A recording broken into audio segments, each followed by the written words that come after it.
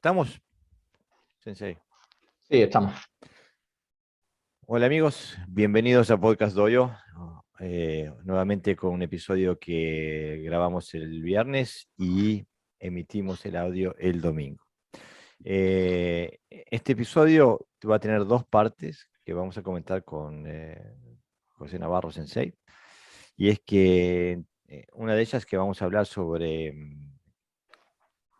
una virtud o una capacidad del karateca y de todo ser humano necesaria en el karateca, sobre la que Sensei escribió un artículo hace unos días que publicó en Facebook, que es la resiliencia. Y después queríamos comentar una multitud de comentarios que generó el episodio pasado, donde hablábamos sobre la transición de kata a kumite. Bienvenido al podcast, Sensei. Hola Jorge, ¿qué tal? De nuevo aquí. Aquí estamos de vuelta, ¿no? Al pie del cañón, Sí, haciendo lo nuestro. sí, ya forma parte, ¿no? de la práctica nuestra, ¿no? El Bobu Ryu, ¿no? Exactamente. Y ya hoy es la segunda vez que hacemos Zoom, porque estuvimos entrenando juntos.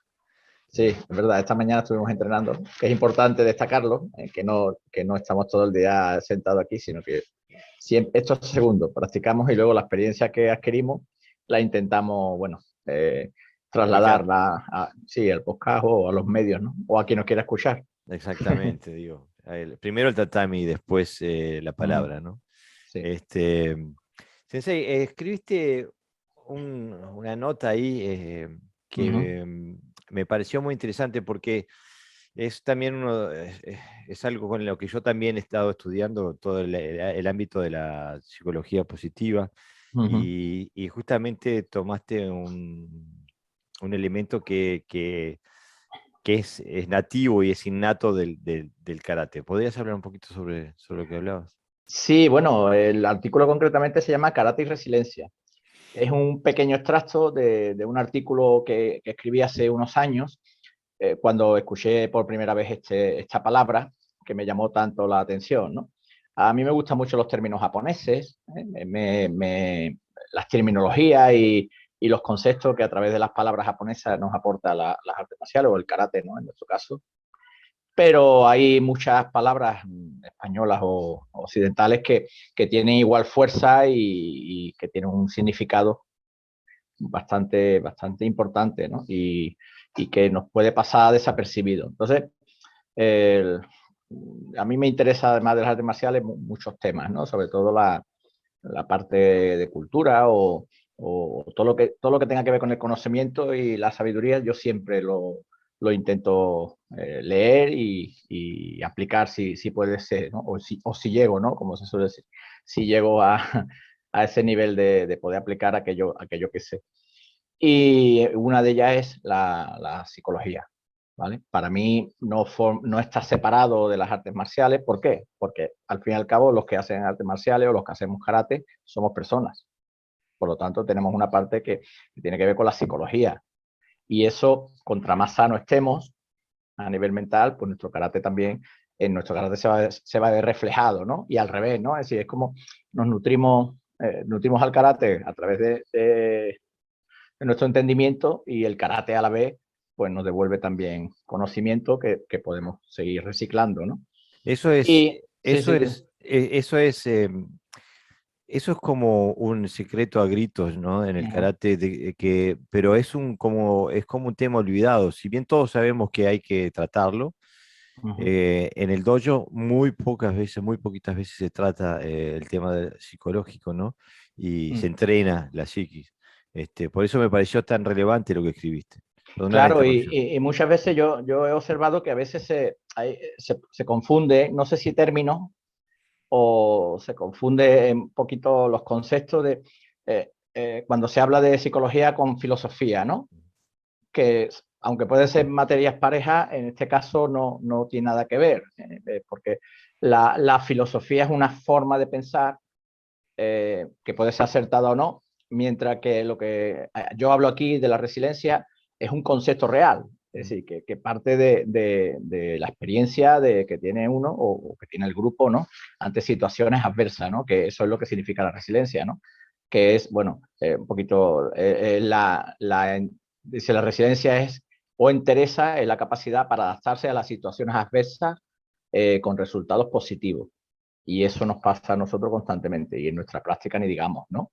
Estamos constantemente enfrentándonos a situaciones que nos exigen tener esa capacidad, primero ser positivo, ¿no? Una vez ser positivo, usar esa energía bueno, para seguir adelante, ¿no? En Occidente, por ejemplo, esta mañana reflexionaba un poquito y decía, los maestros, sin saber esta palabra, los maestros de Okinawa, ¿no? O por las épocas que vivieron, fíjate la de veces que tuvieron que enfrentarse a fuerzas adversas y salir con triunfales, ¿no? Y me daba un poco de pena porque nosotros que estamos más en una sociedad un poco más cómoda, sobre todo en Occidente, no, desafortunadamente no todo el mundo, a veces como que olvidamos, ¿no? Y de hecho, ese concepto de resiliencia de vamos a aguantar, pase lo que pase, casi no solo es olvidado, sino que no se aplica, porque me refiero a nivel individual, ¿eh? A nivel colectivo hemos demostrado que sí, ¿no? Desgraciadamente por la pandemia, ¿no? Y entonces, a la primera inconveniente que surge, pues uno abandona, ¿no? La práctica o pone la excusa para no seguir, ¿no? Y es importante, por eso escribí este artículo, que sobre todo a los alumnos, ¿no? Que yo suelo escribir a mis alumnos, pero bueno, como se escribe en redes, seguramente lo leerán mucha más gente, que entiendan que esto forma parte del proceso de la práctica, o sea que van a venir inconvenientes, a veces mayores, a veces menores, y que no pasa nada, que tenemos que estar ahí siguiendo, ¿no? Y este concepto, la verdad es que es muy importante porque creo que es la base, ¿no? La base de que luego se asienta para poder, porque hablamos de voluntad, hablamos de carácter, pero si la voluntad es muy fácil tenerla, ¿no? Cuando no pasa nada, ¿no? O cuando todo... Claro. Pero aparte lo interesante de la psicología como ciencia, ¿no? Es que, eh, y aparte en estos temas, por ejemplo, de la psicología positiva, es que intenta sistematizar, digo, eh, facetas de la psiquis que nos fortalezcan y que nos lleven a tener una vida mejor. Y Claro. entonces, o sea, el tema de la resiliencia hay que trabajarlo, hay que sistematizar una actitud, ¿no? No es solo cuestión de comprender el concepto, sino de ponerlo en práctica y Claro. como todo, cuanto más práctica se lleve a cabo, más resiliente se es, ¿no? Claro, además nuestra psicología humana, tiene una parte consciente y otra parte que no es consciente, y hay muchas cosas que se escapan, ¿no? a nuestra capacidad, ¿no? Y a través de, bueno, de lo que tú dices, la psicología positiva o cualquier otro tipo de psicología, ¿no? Que se estudie, estudie la mente como ciencia, pues te va a dar una serie de herramientas que tú luego la vas a usar correctamente y, bueno, y te va a mejorar. Eh, bueno, la psiqui, hablamos, para mí no es un elemento separado, es que No, no queremos que piense que, bueno, que la psicología es una cosa y que si no la practicas no vas a llegar a ningún sitio. No, no, no es eso, es simplemente lo que tú dices, ¿no?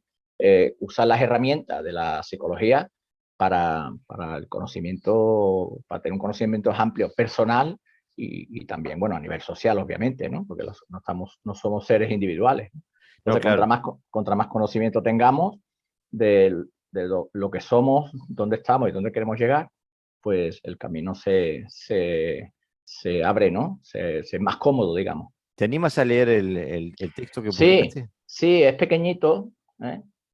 Ya digo, ahora voy a contar una anécdota porque me resultó bastante, en su momento, un poquito ahí, una sensación rara, pero bueno, un poquito para que veáis, ¿no? Lo importante de esto y cómo se puede usar en todos los campos, ¿no?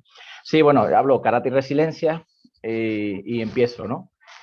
Hace ya algunas décadas, cuando me interesé por la psicología, descubrí un término llamado resiliencia y que viene a significar lo siguiente.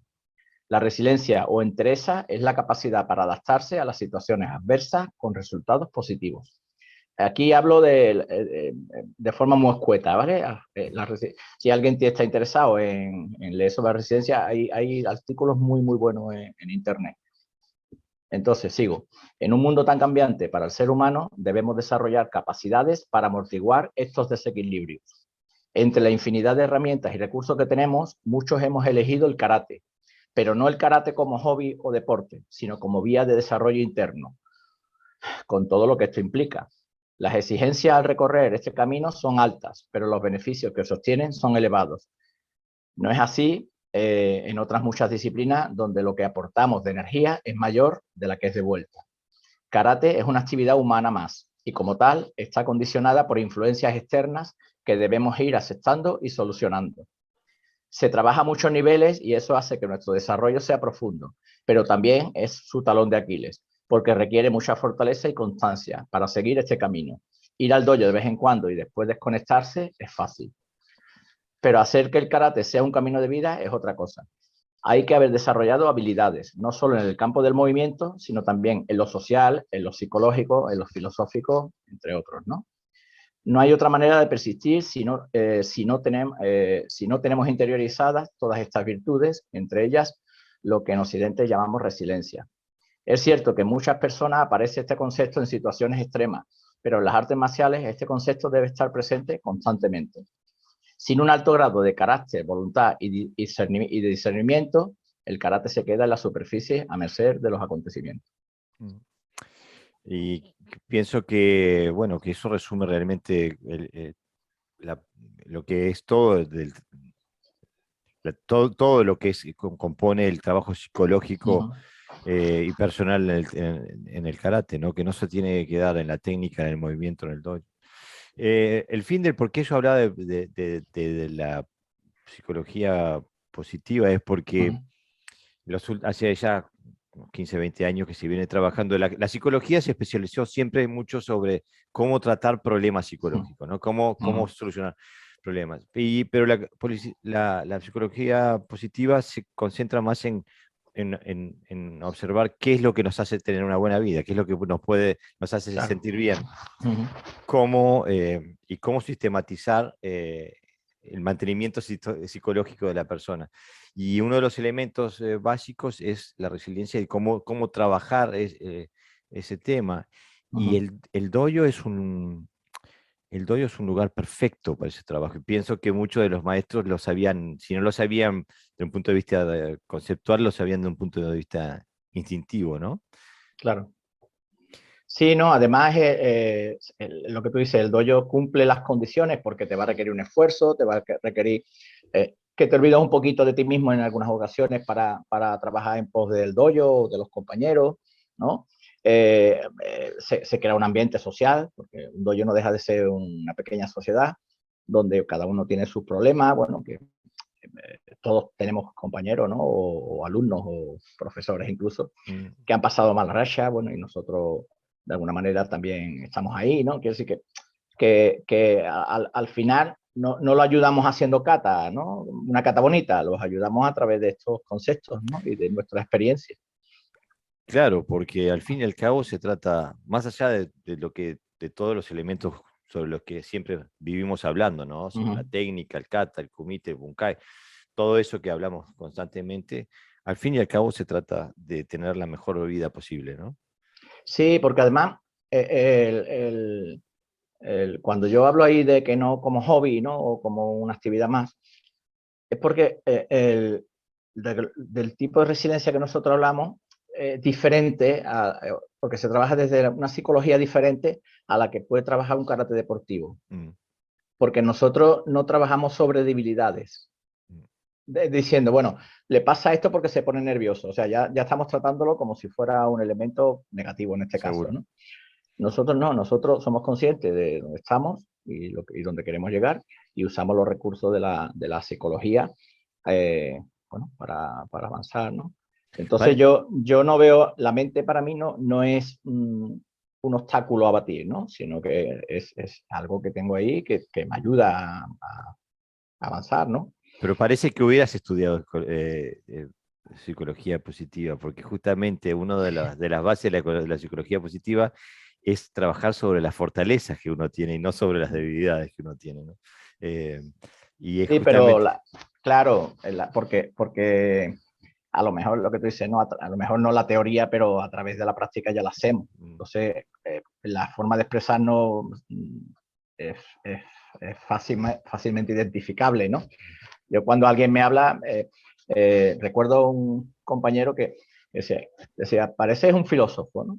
Y yo decía, así, pero no me lo decía en negativo, ¿no? Sino que, claro, es que las experiencias están ahí, ¿no? Entonces, cuando tú las hablas, pues el lenguaje que utilizas para transmitirlas, pues a lo mejor se parece, ¿no? Hablando de resiliencia y Uh -huh. nos manda un sensei al cual tengo gran respeto, Javier Meneses, sensei Javier, sí. desde Chile, nos manda un gran abrazo. Sensei, te mandamos uno a ti y queremos tenerte de vuelta en el podcast. No te desaparezcas, te extrañamos. Sí, a ver si crecen pronto los hijos Sí, y ya lo tenemos. sí, hay que ser resiliente para tener tantos niños, es verdad. Este, pues, Javier Sensei, un gran abrazo desde acá, de este lado del charco. Mm. Eh, Sensei, parece que el episodio pasado Uh -huh. removió pensamientos, generó sentimientos en la audiencia, porque nos llegaron un sinfín de comentarios que me gustaría compartir contigo, porque me gustaría no solamente leer lo que escribe la audiencia y darle voz, sino Uh -huh. también que quiero ver qué resonancia tienen en ti los pensamientos que nos mandan, y a Uh ver si -huh. podemos comentar sobre lo que nos dicen. Sebastián Ramírez, un karateca desde Chile, Uh -huh. nos escribe: no todos los que practicamos nos consideramos budokas, por Uh lo que -huh. ese punto me parece insuficiente. Se ve que es un comentario corto, pero tiene su coletazo, ¿no? Sí, tiene matices. Sí. Uh -huh. ¿Qué te parece eso de que no nos consideramos, que no todos los practicantes nos consideramos budokas? Bueno, Hay un matiz, ¿no? sí, bueno, habría que ver primero qué se entiende por budoka, ¿no? Eso es lo primero. Y a partir de lo que entendemos por budoka, podemos serlo o no. Sí. Para mí no está separado el karate, como decía antes, no está separado el karate. Para mí no es una actividad aparte del resto de lo que yo hago. Para mí el karate es lo que yo hago y lo que yo soy.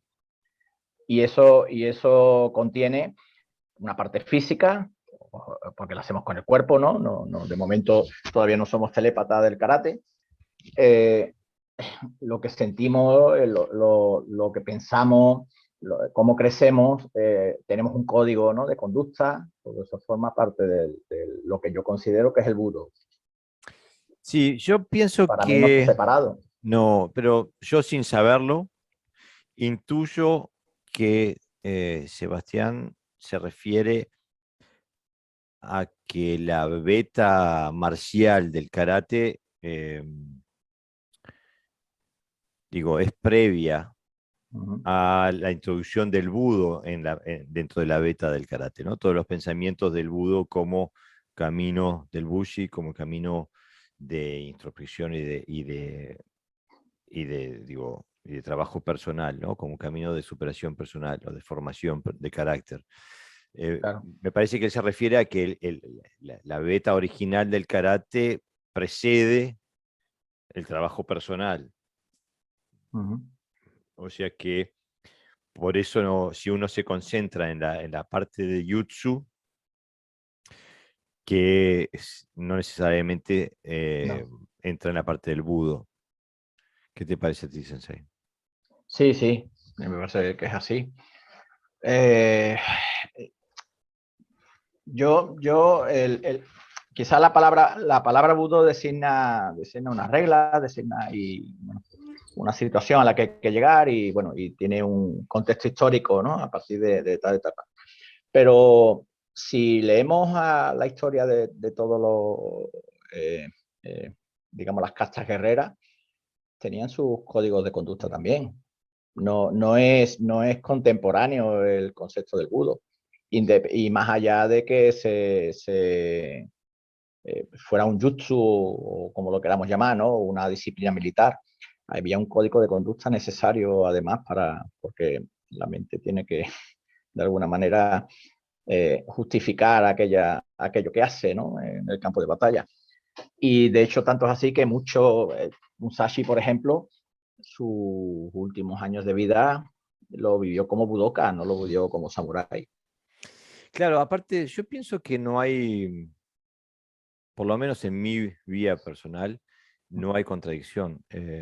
Yo soy digo, mi trabajo de vida dentro del karate ha sido llegar a la raíz marcial del karate, a su expresión efectiva y contundente.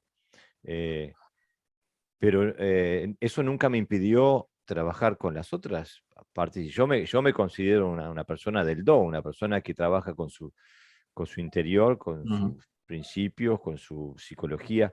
O sea, me parece que no hay una contradicción, que se puede ser las dos cosas, ¿no? No, aparte que, como experiencia personal, ¿no? Nosotros no le dedicamos, aunque practiquemos el karate como jutsu, no estamos peleando no todo el día. Que sí que nuestro enfoque del karate, o sea, ni nos peleamos ni estamos todo el día pensando en esa parte más guerrera, ¿no? Entonces el resto del tiempo lo que aplicamos de forma natural, aunque no lo queramos reconocer, es esa parte más de budo, ¿no? Cómo nos relacionamos con los demás, cómo nos relacionamos en el dojo, si das clases, cómo te relacionas con los alumnos. Entonces, no es una cuestión de lesión, ¿no? Sino es que la realidad de lo que haces es lo que te marcan, lo que te va marcando. Claro, aparte digo, hay que ser consciente. Hace unos minutos hablábamos sobre la psicología. Hay que ser Uh -huh. consciente de qué es lo que uno le da a su propia psicología, qué le da de beber, qué le da de comer, con qué Claro. alimenta su psicología. Y si uno está en guerra constante, es desgastante y aparte digo, te marca una forma de pensar y de ser, ¿no?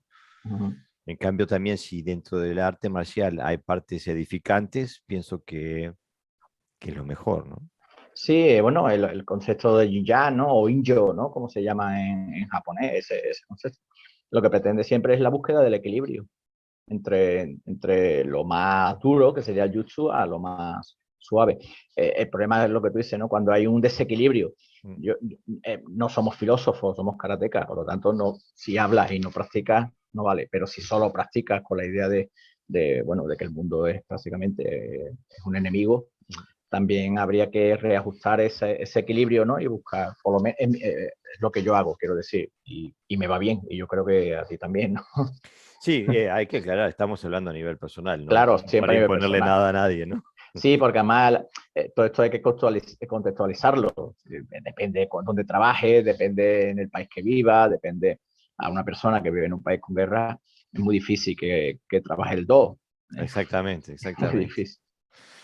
Bueno, Sensei, después Uh -huh. Santiago nos escribe, esto lo comenta el video del Uh -huh. podcast del fin de semana pasado. Dice, muy agradecido a Podcast Audio por haber generado un espacio tan rico como este. Esta charla, debate me pareció excelente. Uno de los mejores videos subidos al canal. Me siento afortunado de haber encontrado este espacio. Muchas gracias. Y bueno, la verdad que uno se siente agradecido de recibir este tipo de mensajes de vez en cuando, ¿no? Sentir de que, bueno, que tiene un Sí, efecto, que a alguien le sirve esto, que no estamos hablando entre nosotros dos nomás, ¿no? claro. Sí, bueno, la idea, ¿no? Y, Exactamente. y sobre todo, bueno, que veamos que lo que nosotros intentamos hablar o transmitir, que siempre es difícil porque no dejan. Nosotros casi siempre buscamos transmitir la experiencia que tenemos dentro de la práctica, ¿no? Más que, aunque también hay datos históricos y demás, pero que es un poco más frío, digamos, y que no tenemos, y que son importantes, pero siempre intentamos transmitir la experiencia, y claro, y la experiencia propia no tiene por qué ser la misma, ¿no? Pero si somos capaces de que llegue a la gente, bueno, pues ya estamos cumpliendo. Claro. Y aparte se pudo ver muy Mm. claramente en la charla pasada, donde eh, teníamos experiencias Mm. muy diversas y todos éramos karatecas, ¿no? Incluso lo difícil que era aproximarse a entender cuál era la experiencia del otro, ¿no? Porque el lenguaje no alcanza, ¿no? No Eh, alcanza. eh, y lo único que alcanza es realmente estar en el tatami compartir movimientos y pensamientos dentro del tatami. Pero así hablar sobre el tema muchas veces es insuficiente, ¿no? Sí, porque estábamos hablando a qué sabe una naranja, Mm. pero no Cada estábamos uno comió su probándola. propio, y aparte Cada, cada uno comió su propia naranja, entonces, eso es, una más amarga, otra más dulce, otra más. exactamente. Este, bueno, después Mauro Cobo nos escribe, Ujú. el alma del kata es el bunkai. Hay que hacer mucho bunkai, pero también mucho kumite para ponerlo en práctica, para foguearse y respetar la integridad de nuestro buque, ya que sin él no hay práctica como en el judo. Os. Eh, Ahí me parece eh, que este oyente parece identificarse con la postura de Walter Reten Sensei, ¿no? Ujú. Ujú. Este, que era justamente la piedra angular donde yo estaba en desacuerdo. Este, Sí, yo también, yo también. este, y no vamos a empezar el debate nuevamente y no vamos a poner argumentos aquí cuando no está Walter Sensei para rebatirnos, ¿no? Sí, yo creo que uno donde crea que está el alma debe de buscar ahí. Exactamente, Y si es sincero, va a encontrar otras cosas. sí, exactamente. Algún tipo de resultado va a llegar. Y eso es justamente lo que es fantástico de una persona Mm. como Walter Sensei, que él hace lo que dice hacer, que eso es muy poca gente la mayoría de la gente dice una cosa y hace otra. Pero Walter Sensei, él busca en el dojo y hace lo que él dice hacer. Y eso me parece Sí, decía, loable. decía un maestro que un camino tiene que tener corazón. Y si lo tiene, tienes que llegar hasta el final, ¿no? Y, Exactamente. y si no lo tienes, da igual que tengas el mayor conocimiento porque no te sirve. No eres capaz de descifrarlo. Igual Tarde Sensei es un monstruo, Mm. me encanta su trabajo y le deseo de todo corazón que encuentre lo que busca. Después Oscar García, me parece que de España, pero no estoy seguro, me dice, he escuchado con interés sus comentarios en la relación karate-combate, ya que están hablando indistintamente de ambos a lo largo de la conversación, y la distancia de aplicación existente entre los katas y sus técnicas y su aplicación práctica a la pelea. En este sentido, se me plantean algunas dudas a las que quizá puedan aportar algún comentario. La aplicabilidad de las técnicas no dependerán en gran medida del carácter del individuo, es decir, habrá quien sí las aplique y quien no las aplique en virtud de su valor o temor, por definirlo de alguna manera. Esta cuestión hacia el final del tema es abordada y contestada por los tertulianos en diversos sentidos. Si hablamos de aplicabilidad de las técnicas de karate fuera de la competición, ¿no sería tan aplicable en la calle un estilo como Kyokushinkai al mismo nivel que el boxeo? Ya que muchas de sus técnicas de combate también están en los katas, puños de diversos tipos, rodillas, codos, etc. Yo pienso que son dos temas diferentes. Mm. En parte, tú tocaste este tema en el debate de la semana pasada, donde dijiste que el boxeo llega a un nivel funcional mucho más rápido que el karate. Mm. Y pienso que Kyokushinkai también llega a un nivel funcional mucho más rápido que la norma del karate, porque sus metodologías de trabajo Método, están dirigidas a un fin concreto. claro. Y ese es justamente el key de la cuestión, donde algunos de nosotros planteamos que las metodologías del karate, no sé cómo Mm. decirlo, De cara- el karate normal, el karate normativo, no llevan, no son congruentes con una metodología que permita hacer la transición del kata al kumite, sino que se transforman en dos disciplinas diferentes. Claro, además, si tú tienes experiencia en el contacto, tú lo que quieres son funciones. no técnica. Y si adquieres funciones y tienes esa habilidad, da igual, no tiene por qué ser un conflicto contra un boxeador, por ejemplo. No, claro. Pero el karateca pelea contra un karateca. Y aparte no pelea, ¿no? Bueno, exactamente, no pelea. Bueno, el karateca, ese tipo de metodología. Entonces, claro, todo es la metodología, depende de lo que lo enfoque. De hecho, si el karate se enfocara en ese sentido, sería muy peligroso porque nosotros podemos meter los dedos en los ojos, agarrar la garganta, usar un codo. O sea, es tremendamente peligroso. Por eso quizás a lo mejor se ha ido civilizando, ¿no? De alguna manera. Claro, digo, lo que Oscar Sensei dice aquí, digo, tiene dos niveles. Uno es el nivel individual, y estoy completamente de acuerdo. Y también lo tocamos en la discusión de la semana pasada, de que cada uno tendrá la chispa dentro Nosotros instintivamente tenemos dos tipos de reacciones, ¿no? Huir o pelear. Y algunos tienen la chispa de huir y otros tienen la chispa de pelear.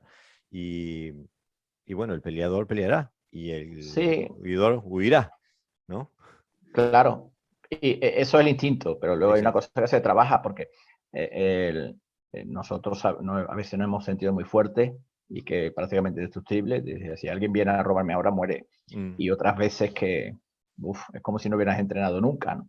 claro, claro. Por lo tanto, ese elemento tampoco es absoluto, depende. No, Por eso hay que trabajarlo desde la psicología y desde las habilidades, o sea, desde las emociones, ¿no? exactamente. Y justamente, y esto se refiere tanto al aspecto psicológico como al aspecto técnico, lo que, lo que estamos buscando es justamente una metodología de entrenamiento y de Mm. estudio que nos permita la transición, porque como es hoy, para tomar, no quiero hablar de boxeo porque no pertenece a la esfera técnica del kata, pero para tomar un estilo como Kyokushinkai, que son fantásticos en su kumite y son durísimos y se dan la salsa, pero tampoco ellos han logrado hacer trabajar dentro del espectro técnico del kata.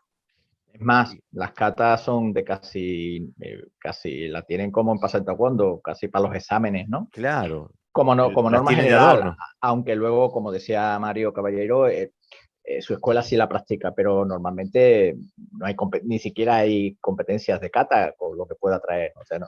Y No, se les ve además que hay una deficiencia técnica cuando hacen las katas, mm, o sea, son mucho mejores técnicos en combate que en cuando kata. hacen las katas. Pero si bien de otra forma tienen el mismo problema que tienen todo el karate, que tienen un montón de katas con un aspecto técnico y a la hora de combatir no usan ninguno de esos. No usan ningún aspecto técnico. Vuelven a caer en los suki, los uchi y Y, la y voy, a, patada y la voy mamagashira. a abrir un debate, Jorge, a ver si... Y, y no es que a lo mejor no tiene nada que ver, podría ser eso. Pero esa es Y justamente mi nosotros, idea. y nosotros, y nosotros nos empeñamos en que sí, porque es un elemento además histórico y que nos encanta a todos los katas, y que por fuerza tiene que ser como dos fichas de piezas separadas que queremos que encajen. Yo la experiencia que tengo cuando hago combate, o cuando es que es muy difícil encajar el kata tal como está preestablecida. A lo mejor a nivel individual sí puede entrar una técnica, un concepto, pero como una metodología que te lleve a ser un buen peleador, ¿no? Claro, pero yo estoy absolutamente convencido de que el kata no está hecho para pelear. Mm. Pero también estoy absolutamente convencido que el kata se puede utilizar, no literalmente, pero de forma bastante directa en situaciones de intencionalidad. O Uh-huh. sea, en donde alguien te venga a pegar con ganas, o sea, y no desde un punto de vista del sparring, por más que te vengan a pegar para noquearte en el sparring, porque esa intención es otra. la intencionalidad que hay en el combate, en el asalto real, cuando alguien le salta arriba a otro para matarlo, para robarlo, o sea, cuando intentan, la agresión es real y Ujú, no consensuada. Este, pienso que el karate da muchísimas más armas y el kata da muchísimas más armas para ese tipo de situaciones que la de pararse en guardia uno frente al otro y empezar a intercambiar técnicas, ujú, por duras que sean. Porque cuando uno se para, es mi opinión, mi vivencia, y por eso la planteé también en la discusión de WhatsApp y la planteé en la discusión el otro día, de que por eso cuando uno mira la violencia consensuada, los duelos, ¿no? Son casi todos iguales, no importa el sistema. La forma ujú, de golpearse y pararse uno frente al otro es casi la misma en el boxeo, que en el MMA, ujú, que en el kumite de Kyokushin, que en el Muay Thai, que en el kickboxing, el sabate, póngales el nombre que le pongas. Si no le pones el nombre, es difícil ver, diferenciar qué es lo que están haciendo. Parecen todos iguales. ujú. Porque y las técnicas son casi las mismas, siempre. Claro, el kata lo que te da son recursos diferentes. El combate Exactamente. te da eficacia y el kata te da algunos principios de eficiencia que puede ser aplicado a la defensa. ¿Eh? La reacción que tienes cuando te mueves, las combinaciones, ¿no? Te da una serie de herramientas que en el contexto de la defensa personal, por hacer una separación, que creo que se entenderá la separación, sí, sí funciona, pero que en un contexto de no defensa personal, sino marcial, donde hay un combate los dos a golpes limpios, es mucho más difícil aplicarlo. Sí, luego hay casos excepcionales porque hay diferencia de nivel. Sí, Claro, hay uno que pero eso no estamos hablando de eso. no, Yo a mi hijo sí le puedo hacer la cata de combate, pero no hablamos de esa idea, ¿no? Me refiero cuando digamos que hay iguales, ¿no? no, Hay, aparte hay una, por ejemplo, para volver al aspecto psicológico, uh-huh, este tipo de técnicas funcionan cuando el agresor no está cometido a un intercambio. El agresor está cometido nada más que al agreder. Y cuanto más cometido esté en su acción agresiva, más fáciles son de uh-huh, contrarrestar. Eh, desde el punto de vista del espectro técnico que nos da el kata. Este, pero lo que sí no hay, y el karate no lo ha logrado, por lo menos el karate moderno, es hacer la transición técnica. Y yo creo que no lo ha logrado porque no se puede. Incluso cuando vemos cómo hacían los antiguos maestros, hacían el kakedameshi, ¿no? Donde se uh-huh, ponía la mano en la piedra ahí en Okinawa, y era una forma de kakie que saltaba a una parte libre, uh-huh, pero nunca era el vale todo, porque en el vale todo consensuado, por más que sea a muerte, el aspecto táctico cambia completamente y no permite la aplicación de este tipo de cosas, porque ya hay dos personas ahí que saben para lo que están. En cambio, la defensa personal, si se meten con el karateca, la persona que está asaltando al karateca, un karateca bien fundado que pueda utilizar su kata, esa persona no sabe en lo que se metió. En Uruguay le decimos que se metió en camisa de once varas.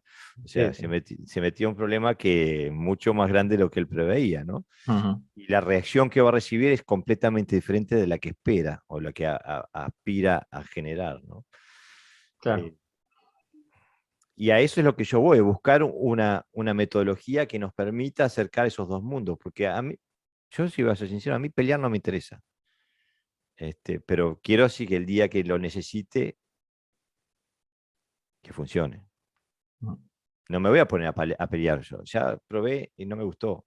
Y uh-huh.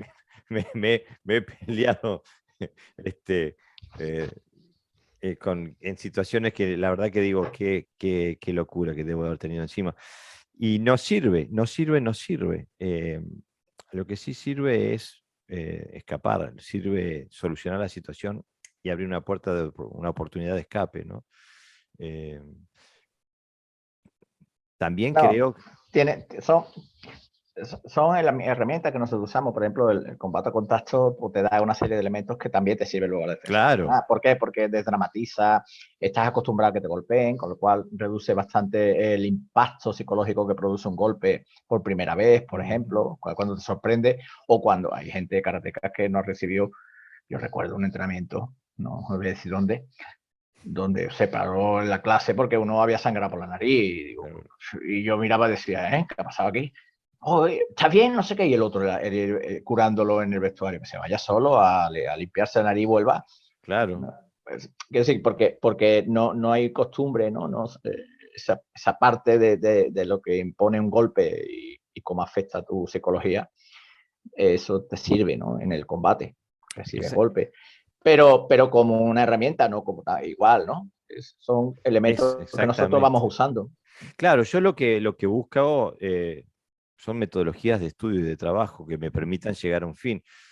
Y no el hecho de que individuos o individualidades puedan dar ese salto porque tienen la capacidad atlética, me parece fantástico, pero no me atrae. A mí lo que busco es una forma de poder generalizar un resultado, o sea, que poder llevar a todos mis alumnos en esa dirección, no Claro. solamente aquel que ya lo tiene innato, ¿no? No, además coherente, ¿no? Porque nuestro pilar fundamental del karate son las katas.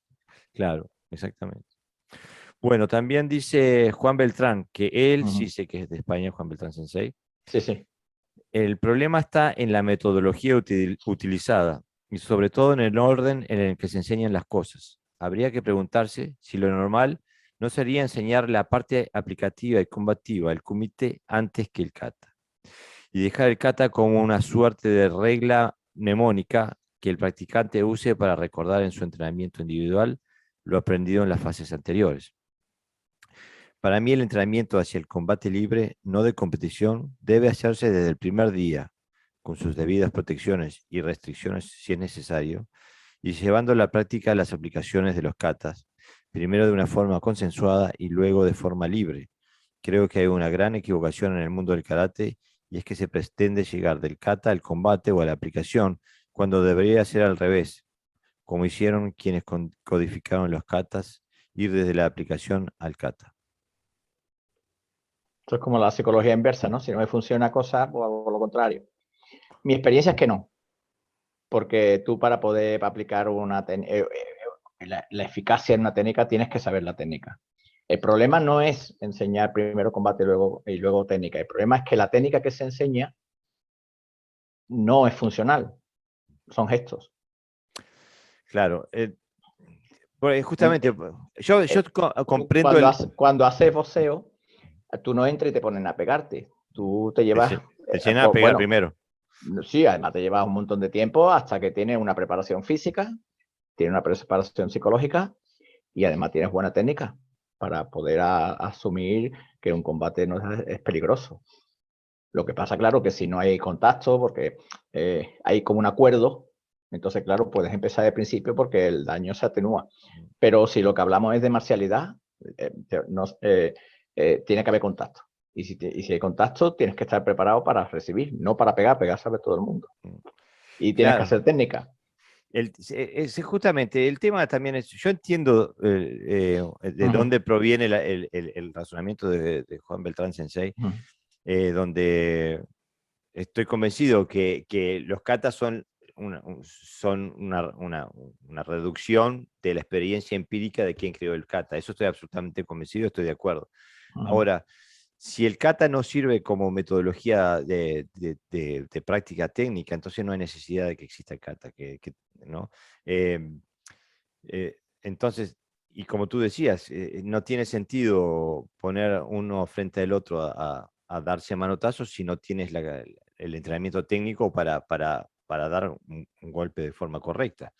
O sea que yo pienso que en vez de decir hay que empezar por el kata y después ir al kumite, o hay que empezar por el kumite y después ir al kata, pienso que eso es algo que tiene que ir más o menos de forma simultánea, ¿no? Y ir trabajando la parte técnica en el kata y la parte técnica aplicativa en el kumite, ¿no? O sea, donde se trabaje, en el kata se trabaja con los procesos propios, ¿no? De balance, generación de energía, explosividad, todo eso, y los procesos técnicos propios, ¿no? De cómo se conectan, hacen las conexiones, cómo se hacen las diferentes técnicas, etc.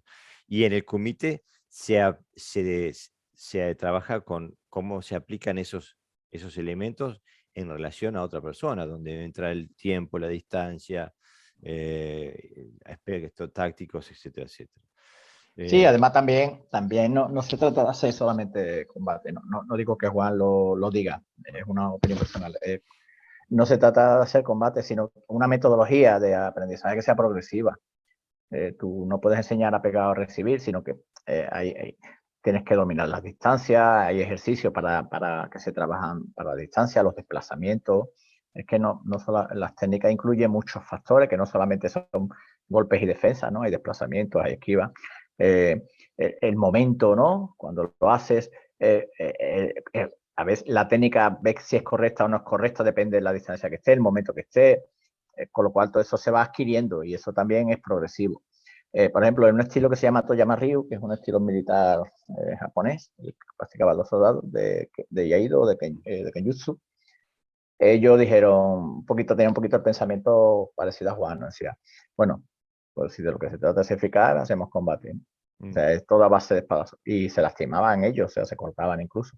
Y tuvieron que seleccionar una serie de técnicas que vienen de escuelas antiguas, como Muso Shikide, para meter el Quijón. Y entonces, cuando empezaron a practicar Quijón, mejoraron también en combate. Claro, claro. Que no puede ir separado, sino eh, porque al final no deja de aplicar técnicas y para que puedas aplicar técnicas tienes que practicar técnicas. Yo aquí quizá a lo mejor me puedo atrever a que mucha gente no esté de acuerdo, pero a veces que tenemos como muy esquematizado lo que es un kata en karate, por herencia. Un kata se llama tal, lo hago para acá, para allá, y eso contiene prácticamente toda la memoria técnica y filosófica y marcial de la escuela. Pero, y el Quijón es como una cosa así de aprendizaje, ¿no? Como que uno aprende al principio y después lo sigue haciendo o no, porque ya después. Pero, yo que hago boxeo, nosotros estamos haciendo constantemente kata. Nosotros, desde que llegamos hasta que nos vamos, estamos haciendo kata. Y luego hay una parcela donde se hace combate, que tienes que aplicar eso que aprendes al aire. Por eso te decía que el problema muchas veces no es la kata, sino qué entendemos por kata. ¿Hay una idealización de kata? Exactamente. Esto es kata, esto no. Y hay como una deificación de los katas, ¿no? Como que Sí, es como si tuviera un elemento bíblico casi, ¿no? bíblico o químico ahí que por el hecho de hacerlo, ¿no? Independientemente de que tú seas consciente de lo que haces o no, es como comer, ¿no? Tú puedes estar en coma y te están dando de comer y la alimentación tiene unas propiedades que te alimentan, ¿no? Y tú puedes no ser consciente, ¿no? El kata no es así. El kata, si no estás ahí y quieres buscar por una línea, el kata no produce un efecto en ti si no aplicas la conciencia. Exactamente. Pienso que eso es uno de los temas de la práctica propia que le falta a un sinfín de karatecas que me faltaba a mí también durante muchos años de mi práctica, donde nos dan esta idea, esta noción de que el kata tiene una forma, y hay un kata y este kata se hace así, esta es la forma de hacer el kata. Y entonces uno perfecciona esa forma y no le saca nada. Porque el kata en realidad es un universo donde hay que explorar, ¿no? Y tiene dimensiones y se puede ir para aquí, para allá, para acá, y se pueden descubrir distintas cosas que se pueden extraer y extrapolar, o se pueden extraer y aislar y trabajar nada más que sobre eso. O sea, es un universo gigante, pero por lo menos en el mundo del karate del que yo provengo, el kata era así. Y cuando preguntabas por qué es así, o cuando te venía en un cambio, ¿no? Por ejemplo, recuerdo que cuando empecé a entrenar Wado Ryu, el Seishan, tiene una parte que hacíamos con Ipponken, ¿no? Hacia abajo, con Ipponken. Sí, yo lo he trabajado Hangetsu. Sí, Se llama en Shotokan. seguro. Y de repente llegó la orden de Japón de que no, de que tenía que ser con Seiken. Y cuando preguntabas era decir estandarización. O sea, era importante que todo el mundo hiciera lo mismo. Sí, pero a todos nos pasa, nos ha pasado, ¿no? Por eso estamos todos buscando, ¿no? Claro. Como le pasa a Juan, ¿no? Que él busca su método, nosotros buscamos el nuestro. Estamos constantemente a ver qué pasa y es porque la información que nos ha llegado la fuente no, la información que nos llega está muy limitada, ¿no? Claro, Está muy contextualizada. Aquí lo puedes hacer, pero ya después ya no más. claro, pero a mí lo que me llama la atención es como cada vez que leemos las historias de los maestros, ¿No? invariablemente dicen, no, estudió tal cosa, vino, la transformó, la aplicó a la situación, ¿no? Le cambió esto, yo qué sé, de hacer Sanchin con la mano abierta, decidió que había que hacerlo con la mano cerrada, o esto, lo otro. O sea que ellos no tenían escrúpulo ninguno en agarrar un kata y hacerlo, cortarlo por aquí, por allá, hacerlo. No tenían escrúpulo ninguno, buscaban la funcionalidad, lo que les parecía correcto. Pero nosotros tratamos al kata como la palabra del maestro que nos llegó a través del tiempo y la deificamos y la veneramos, y está ahí intocable, inmutable, y como vamos perdiendo contexto técnico y el contexto marcial, ya nos queda nada más que el gesto técnico, al cual no comprendemos, y con el tiempo también vamos cambiando ese gesto. Por ejemplo, me pasa todo el tiempo a mí que ver cuestiones que se hacen desde un punto de vista percusivo, que es evidente que no son percusivos, ¿no? Y que incluso si uno intenta aplicarlo de forma percusiva, no funciona, pero si intentas aplicarlo de forma suave, de forma receptiva, son enormemente eficaces, ¿no? Como que tenemos este castillo inamovible en la cabeza de lo que debe ser el kata y no lo cambiamos por nada del mundo, ¿no? Por más que que la realidad nos golpea martillazos. Si, no, si nos cuesta trabajo cambiar lo que tú dices, un gesto de la mano, imagínate lo que es cambiar toda la realidad de un kata, ¿no? Y, Nosotros hace unos meses entrevistamos a un sensei español del Shotokan, que él justamente hablaba de la diferencia entre la técnica y el gesto técnico. Y él decía que justamente la gran mayoría de los karatecas del momento hacen gestos técnicos, pero que no comprenden la técnica, ¿no? Y yo estoy completamente de acuerdo. Es imposible comprender la técnica desde el contexto del entrenamiento que la mayoría de nosotros recibimos en este momento. Y lo digo por experiencia propia. Me pasé una vida creyendo que esto era un uke para defender un ataque de puño contra la cara, y pensando que esto era un uke para defender un ataque de puño contra la zona media, y que esto era un uke para defender otro ataque de puño contra la zona media. Eh, y no es verdad, y no sirve, y la prueba está que en el momento de hacer cualquier tipo de comité libre, esas técnicas nunca son utilizadas como uke, pero las definimos como uke y las pensamos, y tenemos metodologías de kumite, Ippon kumite, Sanmon kumite, Gohon kumite y todo lo que quieras decirle, trabajando estas técnicas de esa forma. Y a eso es lo que me refiero yo, que tenemos un sí, set. además lo que demuestra la falta de funcionalidad de esa técnica es que además cada estilo, o sea, cuando te van a pegar un golpe en una zona determinada, o te tienes que cubrir, ¿no? Y si estás acostumbrado a que te peguen, tú te pones la forma de cubrirte y de forma correcta. Sin embargo, cada estilo tiene su forma. Exactamente. O sea, uno es así, y está condicionada la defensa, como yo escuché, la defensa está condicionada al ataque. Es cierto, pero al ataque de su estilo. Si le ataca a alguien, por ejemplo, un Shotokai que profundiza en la técnica, le ataca a alguien de un estilo más corto, pues le acaba llegando. Vamos, nosotros lo hemos experimentado, ¿no? Y al revés, si alguien de un estilo que hace así se contrae porque hace más corto y el otro entra así, también hay un choque, ¿no? Es decir, que al final no está definida por la función, sino por la interpretación de una técnica que supuestamente es correcta dentro de nuestro estilo. Exactamente, exactamente. O sea que no se definen por la función, sino por otros parámetros que pueden ser históricos, técnicos, estéticos, geométricos, políticos. Se ve que solo se peleaban entre ellos. No.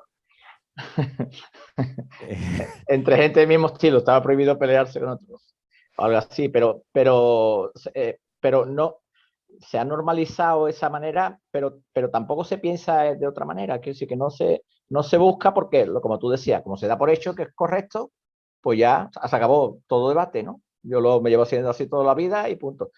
Como además la mayoría no vaya a otro dojo de otro estilo a entrenar y a probar sus técnicas, pues no hay planteamiento crítico, ¿no? Para ir avanzando en un desarrollo mucho más funcional de las técnicas. Claro, y aparte que la metodología que utilizamos, que heredamos y que no cuestionamos, después nos va creando hábitos que no tienen nada que ver con la funcionalidad y que se transforman en verdades absolutas. A mí me ha pasado, he encontrado varias veces en distintas escuelas, tanto japonesas como okinawenses, el concepto de retraer la cadera antes del impacto, o sea, girar la cadera en dirección al golpe y antes del impacto tirarla de vuelta en dirección opuesta. Para mí, y lo digo con todo el respeto del mundo, para mí eso es una aberración. Y puesto en práctica, lo único que logra es quitarle energía al brazo que está acelerando hacia adelante, ¿no? Si roto en una dirección y antes de llegar estoy rotando en la contraria, le estoy sacando. Y es como hay que tirar una piedra rotando la cadena en la dirección contraria. Es imposible. Sí, Le además quita energía. que hay elementos que no solamente son la energía de la velocidad del brazo, ¿no? De la estructura del brazo, sino el peso del cuerpo, Exactamente. el concepto bueno, cómo relajas, cómo contraes. Hace, en un post que escribí, vamos, haciendo referencia a algo que tú habías escrito, en un libro que yo leí muy bueno, que está en español, pero en inglés también está, no recuerdo ahora mismo cómo se llama, a ver si te lo digo. Este hombre hace una diferencia, que yo lo cogí como un método también para explicarle a la gente, hacía una diferencia entre lo que era habitual o natural. Mm. Y entonces, a veces nosotros tomábamos por habitual aquello que no lo era, porque se había normalizado en nosotros ese tipo de gestos. Y entonces, claro, cuando Exactamente. naturalizamos, pues, y él ponía un ejemplo, decía, fumar no es para los pulmones, no es natural para los No, pulmones. pero es un ¿Qué, hábito. qué ocurre cuando la primera vez que fumas? Que, bueno, toses y te ahogas, ¿no? Parece que te ha entrado fuego en los pulmones, pero se habitúa Mm. y entonces lo acabas tomando como natural, pero natural no es, ¿no? Pues lo mismo pasa con los movimientos, ¿no? Que todos los estilos tienen sus propios errores y por eso hay que vigilarlo y, bueno, y ver si este gesto lo estoy naturalizando o es que ya se me ha habituado tanto que, bueno, que al final se me queda ahí, ¿no? Para toda la vida. Claro, seguro. Y el tema es cuando el gesto ese que uno ha naturalizado o ha hecho un hábito, cuando se transforma en la norma Mm. sobre la cual contrarrestamos la realidad, contrastamos la realidad. O Sí, lo que sea, hablábamos una vez del principio de Itosu, ¿no? Que es que sí, que se convertía en un principio, ¿no? Y cuando se claro, convierte en un principio, ya es peligroso porque se generaliza el fallo a todo el mundo, ¿no? No solo a una persona. claro. Entonces gastamos millones de horas de entrenamiento puliendo elementos técnicos que no tienen nada que ver con la función de la técnica, que son elementos foráneos y que son fáciles de corroborar pegándole a algo. Simplemente ya haciendo impacto sobre algo ya te das cuenta inmediatamente, ¿no? Sí, uy, qué de tiempo de perder, ¿no? Qué de tiempo de energía malgastada es pegarle a un saco o pegarle a un maquiwara. Empiezas a pegarle y se ordena todo. Exactamente, te viene la realidad, te dice, despertate. Quería leer un poquito más de los saludos. Sí. Sharin Cross, Sensei, desde Puerto Rico. Un Hola, ya. abrazo. Dice, totalmente de acuerdo. Saludos, mis queridos amigos. Sensei, vamos arriba. Yo sé que Sensei Yari nos apoya siempre, está siempre de sí, acuerdo con está nosotros. siempre. No, mirá que con Sharim Sensei he tenido discrepancias enormes, pero siempre un profundo respeto. Aparte, Sharim Sensei es una persona Mm, que viene peleándola con muchas dificultades. El famoso huracán de hace unos años le arrasó el sí, dojo. Digo, esa es una persona, por 2 veces además nos dijo, ¿no? exactamente, una Mm, persona resiliente sí, sí. que a pesar de todo, siempre con la sonrisa la A mí lo sonrisa en que la más, benevolencia. lo que más me asombra es la capacidad que tiene de estar todos los días en directo haciendo sus catas. Y a Todos los veces yo he días. entrado con una persona viéndolo. A él lo hace, no importa quién esté, Sí, sí. y él le brinda al mundo su conocimiento. Y aparte no es que se ahorre, él le da, está Mm. bañado ahí en sudor, son 1 hora y media de entrenamiento todos los Y, días está y dando. una, y una cosa que espero que, no, que me lo permita Yari, es que él ha estado lesionado y ha estado ahí entrenando. Sí, la verdad que es admirable. Mm. Y invito a todo el mundo a visitar su canal, su página en Facebook que se llama Karatecas Tradicionales y ver los videos del entrenamiento y acompañar a los entrenamientos de Sensei. También siempre trae gente, senseis invitados a dar clases por ahí, así que los invito a visitar la página.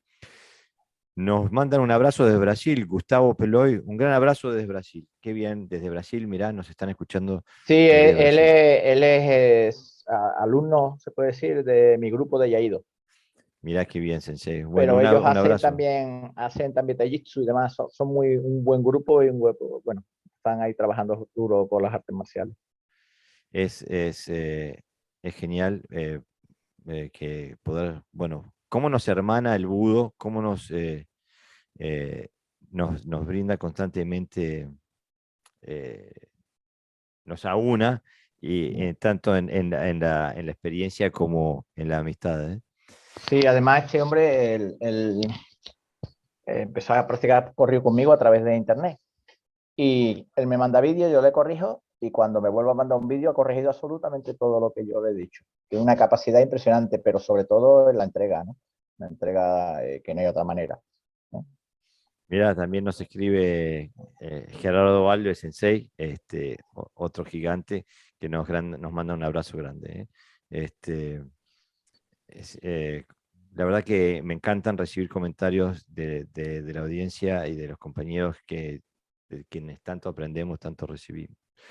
Bueno, para volver a los comentarios sobre los episodios anteriores, Oscar García Sensei nos vuelve a escribir, pero nos escribe sobre otro episodio.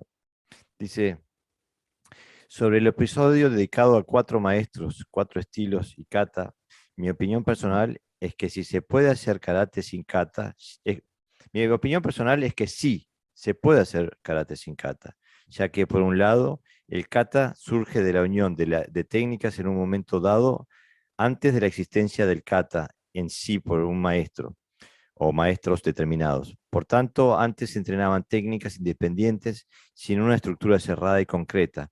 Por otro lado, hoy se hace el proceso inverso, la desestructuración del kata para trabajar partes concretas del mismo independientemente del resto, ya sea por un principio y conceptos o técnica que encierran esa parte en concreto.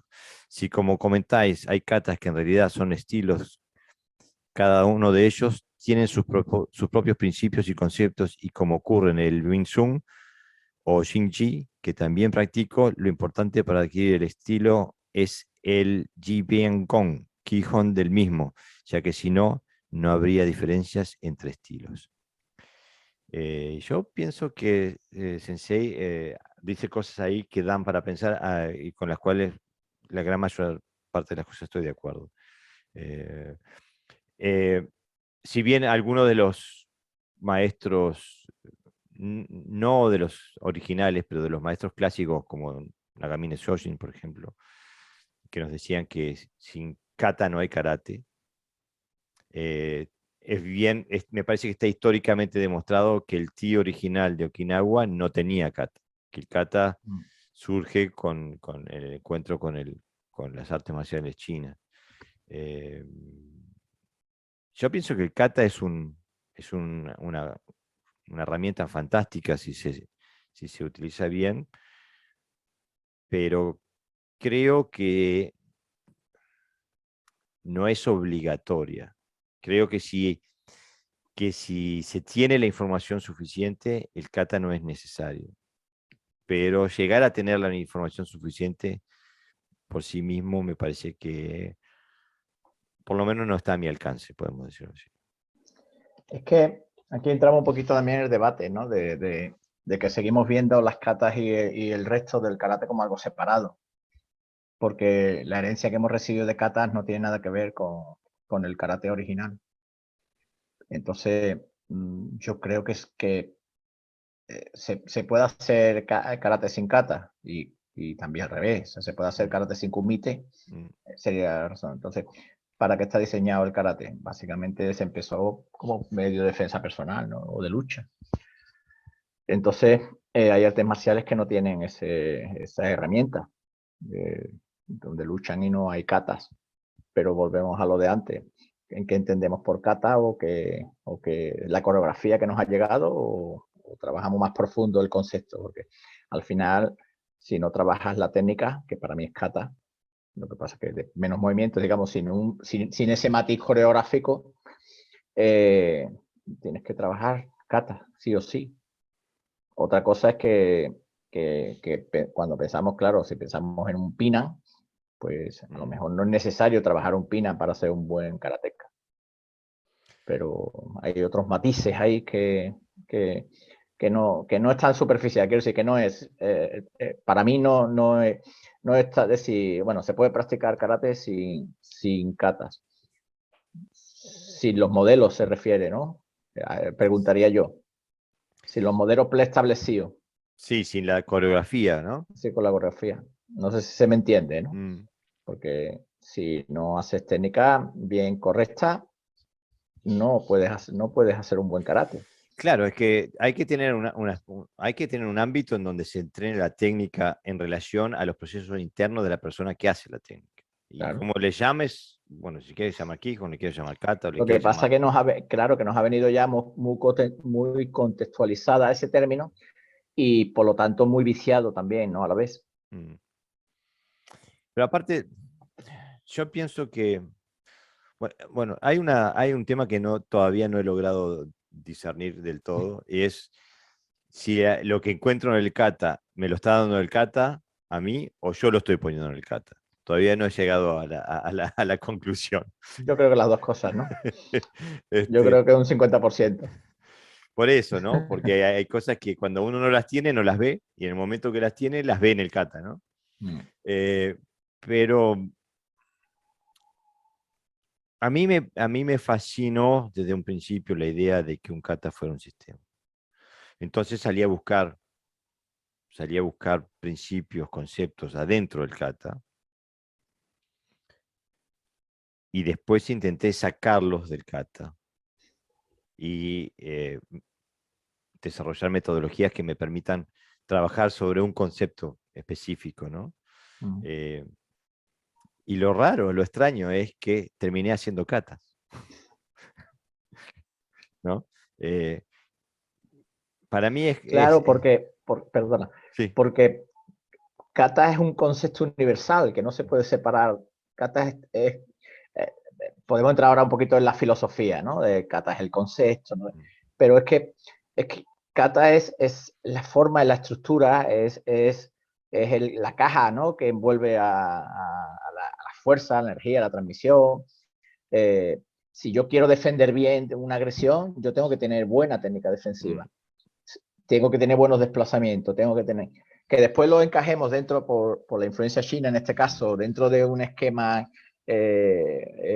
formal, en unas direcciones, etcétera, etcétera, porque claro, viene de una cultura donde sabemos que, bueno, que toda la numerología, ellos le dan importancia a todo, ¿no? Al Feng Shui, a las direcciones, dónde empiezo el kata, dónde lo termino, todas esas cosas luego, evidentemente, influyen a la hora de diseñar un kata.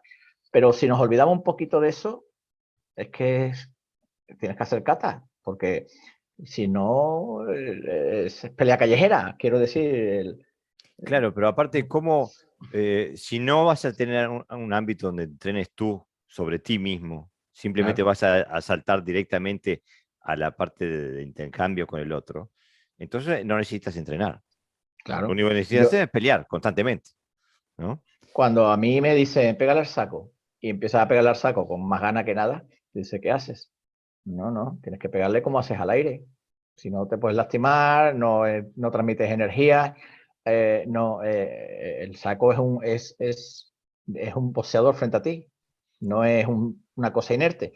Entonces tú estás aplicando lo que hacías al aire frente al saco, luego frente a un compañero. O sea, siempre se está pendiente de la forma, de la estructura técnica, y luego hay movimientos que son más largos, ejercicios que son más largos, que lo haces con pareja o lo haces solo frente al espejo. Entonces, por eso te digo que ¿Qué es kata? no sé, que es kata, a lo mejor tendríamos que ahondar sobre eso, ¿no? Claro, pero a mí me pasó, ¿no? Que, por ejemplo, saco un concepto del kata, ¿no? Digo, Mm. bueno, quiero sistematizar el estudio sobre esto. Y entonces digo, bueno, este concepto se puede entrar por aquí, está, hago el ejercicio. Después se puede entrar por acá, ok, hago el ejercicio. Después se puede entrar por allá, hago el ejercicio. Después, y cuando terminé con una serie de movimientos que terminan siendo un kata. O sea, es que es imposible entrenar estas cosas sin terminar en lo que llamaríamos un kata, que empieza, es una serie de movimientos Claro, que terminan. porque no son elementos abstractos, son Claro, elementos que tienen que ver con la biomecánica. Por lo exactamente. tanto, tiene que jugar con todos aquellos elementos que tienen que ver con la biomecánica. No estamos flotando ni nada de eso. Aquí te viene un poco la psicología, ¿no? De, de, de cómo somos capaces de interpretar lo que nos llega, ¿no? A través de un desarrollo psicológico sano. Por Claro. ejemplo, si voy a hacer un ejemplo fácil, ¿no? O simple, quizás, ¿no? Si a mí me presenta alguien y me dice, este es ruso, esta persona es rusa. Ah, vale, un ruso, vale. Y ya tengo una serie de prejuicios sobre él, o no prejuicios, pero sí una información que me ha llegado de lo que es un ruso, ¿no? Pero yo no veo a esa persona, su necesidad de lo que ha pasado, si sabe más idiomas, a lo mejor no quiere ser ruso, incluso, cosas. Entonces, cuando alguien se dice, esto es kata, ah, vale, ya está solucionado, ¿no? El término kata lo ha simplificado todo, ¿no? Para mí, ¿eh? Mm. No, kata, para mí, cuando yo he logrado que cuando alguien me diga, mira este kata, yo no vea una forma, sino que vea el concepto, ¿no? Y a través, vale, y puede ser que alguien me haga dos movimientos y yo vea haciendo kata y alguien que está haciendo muchos movimientos y no vea haciendo kata. Entonces, quiero Exactamente. salirme un poco de esa visión cerrada y simplista, porque no aspiro a una persona que no aspira a ser del montón, digamos, ¿no? Mm. Entonces siempre estoy analizando, siempre me estoy cuestionando todo y entonces yo creo que para dar paso tenemos que replantearnos si las herramientas que tenemos son las adecuadas para dar esos pasos. Y ahí estamos, ¿no? Por lo menos esa es mi idea. Mira, acá dice Anselmo Cuadrado, Sensei, nos dice, pero ¿por qué o a qué responde esa configuración geométrica de los kata? ¿Por qué no son en el sitio sin desplazamiento? O a lo sumo en el plan sombra como en el boxeo. Buena pregunta. ¿Le puedo contestar Claro, desde mi experiencia? Es que sí, son así también. tenemos Es que Sanchin y Fanchi que son casi inamovibles, ¿no? A nosotros, claro, nosotros nos han llegado modelos estándares de transmisión, pero las puedes hacer en el sitio, ¿no? Es uno a sí mismo el que se impide, ¿no? Yo he visto maestros trabajar en el sitio las catas sin moverse. Mm, Y en boxeo se practica caminando también, ¿eh? Quiero decir que hay mm, desplazamientos a la izquierda, a la derecha, hacia adelante, hacia atrás, en las 8 direcciones. mm. Todas las artes marciales todas las artes marciales tienen muchos puntos en común. por una necesidad, quiero decir, porque no quiere que te peguen. Es una Entonces, tú tienes, necesidad funcional, ¿no? claro, pero ahí también, como decíamos antes, hay un elemento cultural, Mm. ¿no? Cómo interpretan ellos las direcciones, las numerologías, ponen un número tanto, por ejemplo, no sé si él conoce algo del I Ching, pero si puede leer Y algo del I bueno, Ching, el ahí Baguazhang eso es, se le revela mucha información de por qué está diseñada las katas así. pero Y si no, hay un libro que se llama Kata, de Kenji Tokitsu, sí. que es magnífico porque él habla de la cultura japonesa y por qué las katas japonesas son de esa manera, ¿no? Kenshi Tokitsu es un Mm, monstruo y es tan atípico para Japón mm, porque es un creador, no respeta, sacrifica toda cuanta vaca sagrada se le cruza, pero aparte tiene un conocimiento profundo del karate. Pero yo pienso que más allá de eso, el movimiento y la coreo, no sé, no le quiero llamar coreografía, pero terminando con una serie de movimientos con desplazamientos, es que terminás ahí porque no hay combate estático. Entonces necesitas representar ángulos de entrada, rotaciones de salida, o sea, se puede trabajar en el lugar y se puede trabajar en movimiento. Pienso que son dos lados de la misma moneda, ¿no? mm. Mirá, nos dice Sergio González Peña, saludos desde Chiapas, México. Ah, pero muchas gracias. Saludos al, eh, a un sensei desde México que nos están escuchando desde allá. Y acá Anselmo Sensei nos vuelve a decir, ok, ya les pediré la referencia que no la he pillado de palabra. Gracias. De todas formas, Anselmo, no, nuestra palabra no es ley, ¿eh? Somos unos buscadores también. Entonces, si alguien tiene exacta, esa referencia exacta, pues se la puede aportar mejor. Nosotros estamos un poco, por la experiencia, atando cabos, digamos, ¿no? Mm. Nosotros somos estudiantes, no somos maestros. Necocan, de Uruguay, nos escribe, arriba amigos, los veo mañana, ahora arranco a clases. Tiene que entrenar, me parece muy bien. Tatami primero siempre, ¿eh? Yarim nos vuelve a escribir, nos sentimos honrados, mis queridos amigos. Este, eh, bueno, pienso que, Julio Ariel Lucero nos escribe también, Julio Sensei es de Argentina, nos escribe, buenas tardes. Si tomamos las medidas adecuadas desde el inicio del entrenamiento, podremos practicar kumite sin protección alguna, pero el kata es un pilar fundamental de nuestro crecimiento personal y físico. Pero el kata tiene que ser desglosado e interpretado en su totalidad. La relación del kata y que el kumite, bajo mi concepto, es la memoria muscular. Eh, yo estoy de acuerdo, pero yo pienso que el kata va mucho más allá de la memoria muscular. Eh, el kata nos permite trabajar a unos niveles de profundidad interna que no podemos hacer si siempre estamos pensando en el efecto, ¿no? O sea, para mí el kata lo que hace es que nos da la posibilidad de trabajar sobre procesos antes de ir a trabajar sobre efectos. Y eso nos abre un mundo de posibilidades de estudio y de exploración. Este, pero bueno. eh, Bueno, la verdad que fue, no me esperaba tanto Sensei que nos contactaran y nos mandaran comentarios. Sí, Este, la verdad. a ver que nos siguen llegando más. Un segundito, que Facebook anda medio lento. Este, pero de todas maneras, esto da para una tertulia nuevamente, llamar a, a, a- a los sensei de vuelta a la mesa y decirles, vamos a empezar de vuelta porque Vamos no- a tratar. ¿Qué es kata? ¿Qué es, qué no? ¿Qué es kata? ¿Qué es kumite? ¿Qué es quijón? ¿Qué es karate? ¿Qué hacemos?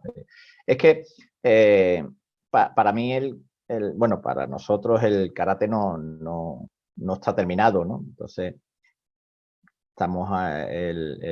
lo que intentamos es, como decíamos al principio, es nuestras experiencias, lo que nosotros buscamos y lo que hemos experimentado, intenta, bueno, darle voz, ¿no? A través de estas charlas y demás. Pero, eh, pero yo creo que karate es un sistema potente y poderoso y a mí me cuesta minimizarlo, ¿no? O sea, lo veo tan grande que a veces cuando se habla del karate de forma pequeña, como que no, ¿no? Como que me revelo. Le digo, no, el karate no es eso. Uy, kata no es eso solo. Uy, combate no es eso solo, ¿no? Uy, el Quijón no solo es eso, ¿no? No es repetir. Y por eso a lo mejor mi nivel de exigencia personal, pues la traslado también fuera. Claro, y yo pienso que eso es, pienso que eso es uno de los temas que nos da, que nos diferencia un poquito, Sensei, de la masa. Hay un montón de compañeros que están en el mismo camino que nosotros y con los cuales podemos intercambiar libremente, pero nosotros hemos llegado a una etapa en nuestro estudio, en nuestro aprendizaje, donde hemos, digo, yo cuando empecé a entrenar, leí el libro de Hironori Otsuka Sensei, el fundador de mi estilo, de Wado Ryu. Y Otsuka Sensei escribe todo un capítulo en su libro cómo romper el kata, de la necesidad de romper el kata. Y a mí me parecía, digo, sacrilegio, ¿no? Era como que, digo, hacer una barbaridad contra todos los santos y los, y los ángeles del karate. Y recién ahora, esta etapa de mi vida, empiezo a decir, pero tiene absoluta razón. Hay que hacerlo pedazos al kata, hay que destrozarlo, porque si no se transforma en una prisión, ¿no? Es que la suerte o la ventaja o la desventaja, depende cómo lo quieras ver, sí, como es que nosotros hemos llegado, yo tengo 58, tú tienes 55, en el tatami practicando. No vinculado al mundo del karate, sino vinculado al mundo de la práctica. Entonces, el proceso va casi de forma natural hacia eso, ¿no? Porque somos más maduros, tenemos más experiencia,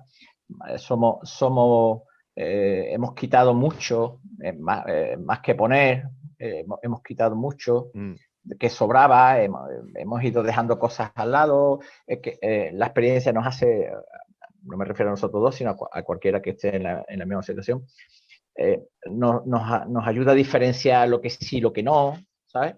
Y claro, entonces el proceso es diferente y a lo mejor gente que sigue vinculada al karate, pero a lo mejor su práctica no es continua o tiene otra idea de lo que es el karate más deportivo o incluso como hobby o como una forma de vida, pero desde un punto de vista más relajado, ¿no?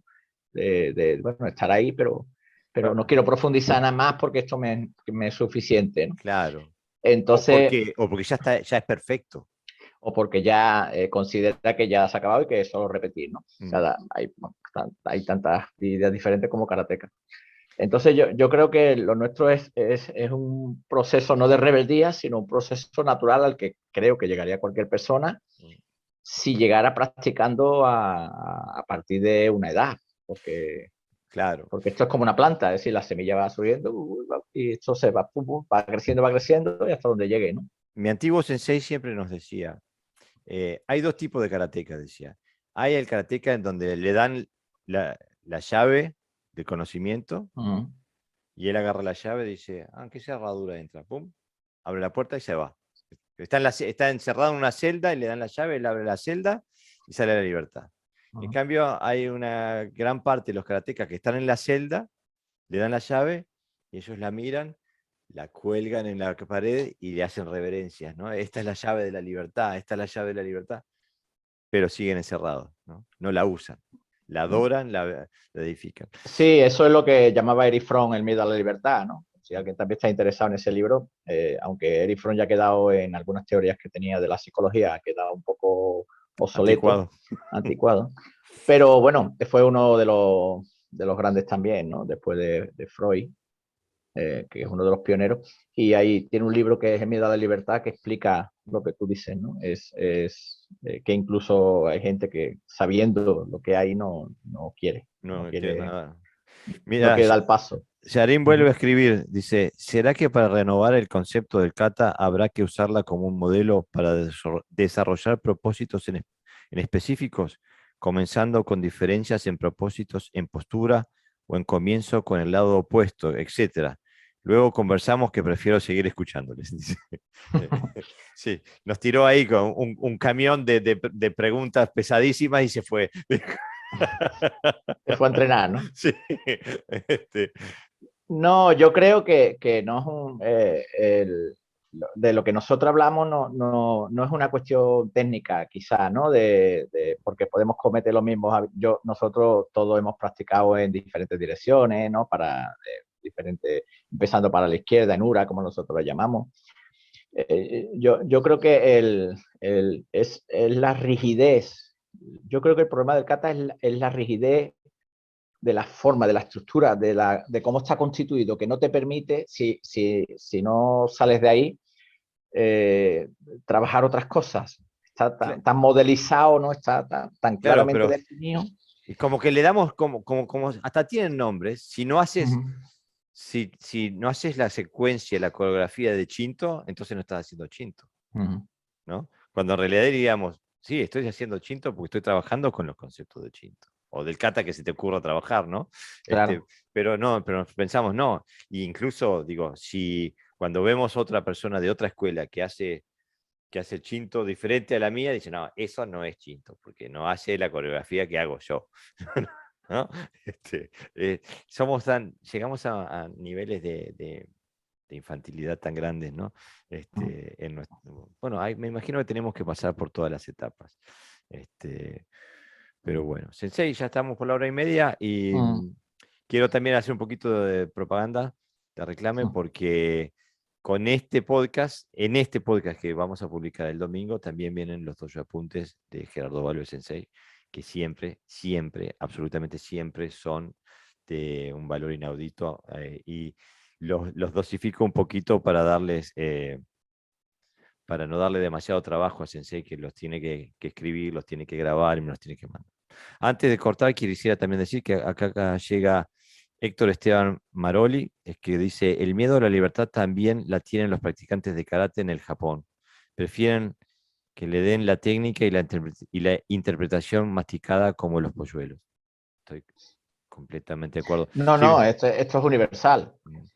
yo, si bien nunca he estado en Japón, he entrenado con muchos japoneses y me parece que sí, estoy completamente de acuerdo. También tienen ese miedo a la libertad.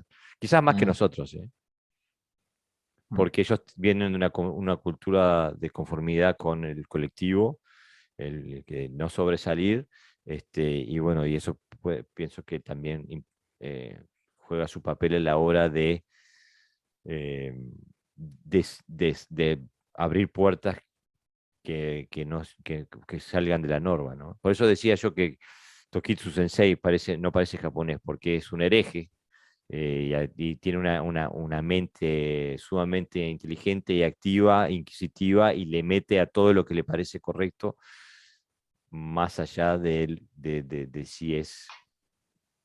si se conforma con la norma, ¿no? Sí, porque además, fíjate tú, incluso en sus modelos culturales, hasta los más bestiales, se denota la diferencia donde ponen su centro de gravedad, digamos. Entonces, la psicología para los japoneses no existía. Para los occidentales sí. No recuerdo si fue Eric Fromm o Flora Davis en su libro de la comunicación no verbal, que decía que los japoneses se suicidaban clavándose un cuchillo en el vientre y los occidentales dándole un tiro en la cabeza, ¿no? Eh, y, O sea, y, cada uno tenemos nuestro centro en un sitio, ¿no? claro, eso iba a decir, eso es muy indicativo de dónde ponemos el yo, ¿no? Dónde identificamos Eso, el yo, ¿no? Es fascinante el tema ese, ¿eh? Em, pero bueno, ya como digo, estamos por la hora y media, y como decía los telerines, ¿no?